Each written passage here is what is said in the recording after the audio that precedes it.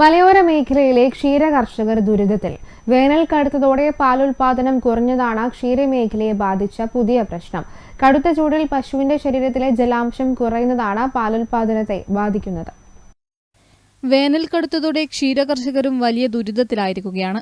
നിരവധി ക്ഷീരകർഷകരുള്ള മേഖലയാണ് മലയോര മേഖല.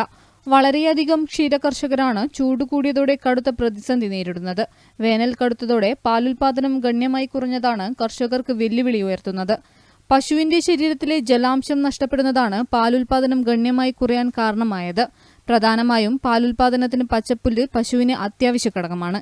എന്നാൽ വേനൽ കടുത്തതോടെ പച്ചപ്പുല്ലിന്റെ ലഭ്യതക്കുറവാണ് വലിയ രീതിയിൽ പാലുൽപാദനം കുറയാനുള്ള പ്രധാന കാരണം.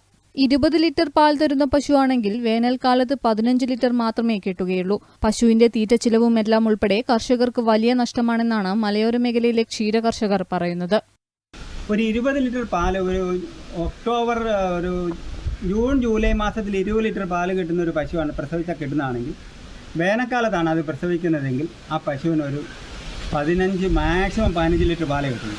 തീറ്റ ചെലവും അതിൻ്റെ നോട്ടക്കൂലിയും മെയിൻ്റനൻസും എല്ലാം കണക്കാക്കി. അപ്പോൾ ഒരു കാലാവസ്ഥ മാറുമ്പം 5 ലിറ്റർ പാൽ കുറയും.